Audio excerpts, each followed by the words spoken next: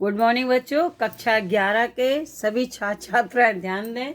मैं आपकी विषय अध्यापिका श्रीमती मंजू गुप्ता आपको आपकी हिंदी पुस्तक के काव्यखंड का पहला पाठ साखी पढ़ा रही थी, जिसके रचयिता कबीरदास जी हैं, जो भक्ति काल की सगुण निर्गुण भक्ति शाखा की ज्ञानाश्रयी शाखा के सर्वोत्कृष्ट कवि हैं। कबीरदास जी द्वारा अवतरित उन साखियों के आगे का भाग मैं आपको पढ़ा रही। ध्यान से सुने। बूढ़े थे पर उभरे गुरु की लहर चमक, देखा भेरा देखा जर्जरा उतरी पड़े फिरंग। कबीर कहते हैं कि बूढ़े थे पर उभरे गुरु की लहर चमक। बूढ़े थे माने डूबे हुए थे, उभरे उभरे माने बच गए। लहर ज्ञान उपदेश की लहर, भगवान की कृपा, गुरु की कृपा रूपी लहर आई। भेरा माने किस्ती, जर्जरा माने टूटी फूटी जीर्ण शीर्ण पुरानी, फिरंग के माने तुरंत उछलना कूदना, फिरंग माने कूद कर उतर पड़े। आगे अर्थ देखें। बूढ़े थे पर उभरे गुरु की लहर चमक। गुरु कबीरदास जी कहते हैं, कबीरदास जी गुरु की कृपा का वर्णन करते हुए कहते हैं कि हम तो भव सागर में डूब गए थे। हम तो संसार रूपी सागर में बूढ़े माने डूब गए थे, पर उभरे गुरु की लहर चमक।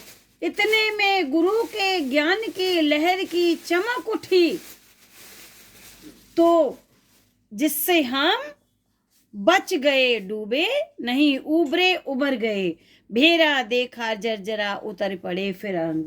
कबीर कहते हैं गुरु की कृपा से हमने देखा कि हमारा बेड़ा, भेरा भेरा माने नाव, किस्ती, हमारा भेरा जर्जरा टूटा, अत्यंत जर्जर है, पुराना है, उतर पड़े फिरंग। हम तुरंत उछलकर कूद पड़े, अलग हो गए। इस प्रकार गुरु के द्वारा प्राप्त प्रदान किए हुए ज्ञान के कारण हम सांसारिक मोह से बच गए और भव सागर से पार हो गए।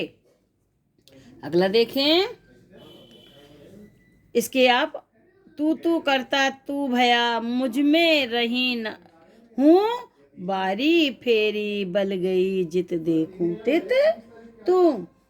इस प्रस्तुत साखी के दोहे में कबीरदास जी ने वर्णन किया है कि तू करता, सॉरी, 5वां दोहा है। चिंता तो हरि नाव की और न चिंता दास, जे कुछ चितवे राम बिन सोई काल के पास। कबीरदास जी यहाँ पर अपने आप को सच्चे सेवक और साधक के गुणों के रूप में का वर्णन करते हैं। कबीर ने सच्चे सेवक और साधक के गुणों का वर्णन किया है।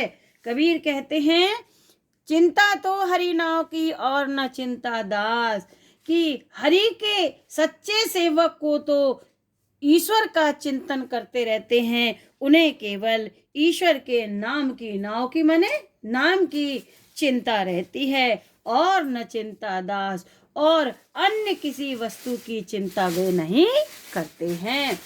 कबीरदास जी कहते हैं कि हरि के सेवकों को, हरि के सच्चे भक्तों को, भगवान के सच्चे भक्तों को तो हमेशा ईश्वर का चिंतन करते हैं, उन्हें ईश्वर की ही चिंता रहती है, और न चिंता दास, और वे अन्य किसी वस्तु की चिंता नहीं करते।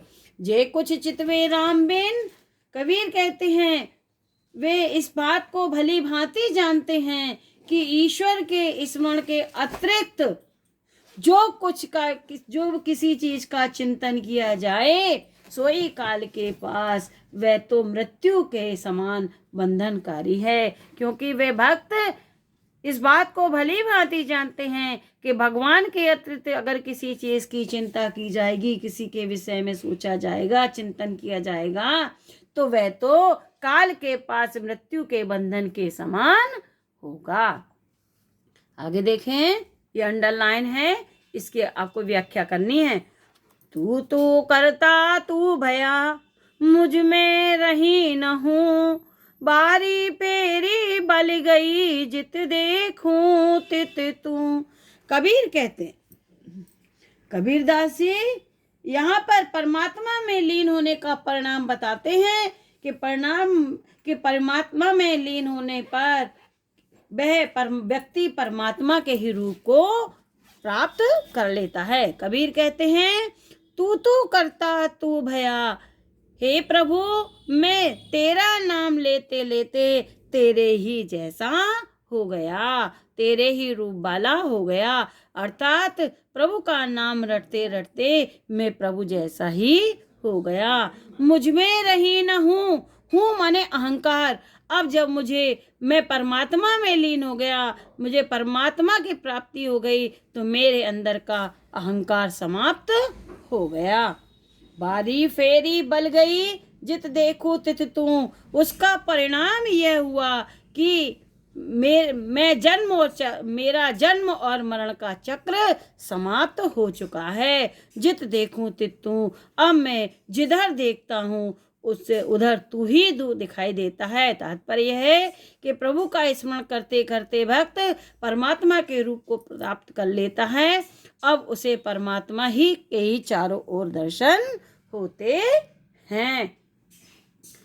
यही लिखेंगे। कबीरदास जी कहते हैं, हे प्रभु मैं आपका नाम लेते लेते आप जैसा ही हो गया, मेरे अंदर से अहंकार समाप्त हो गया। इसका परिणाम हुआ कि मैं आपकी कृपा से जन्म मृत्यु के चक्र का समाप्त हो गया, और आप जैसा होने के कारण अब मुझे आप चारों ओर दिखाई देते हैं। बच्चों कुछ प्रश्न हैं, उसके आगे ये प्रश्न करें।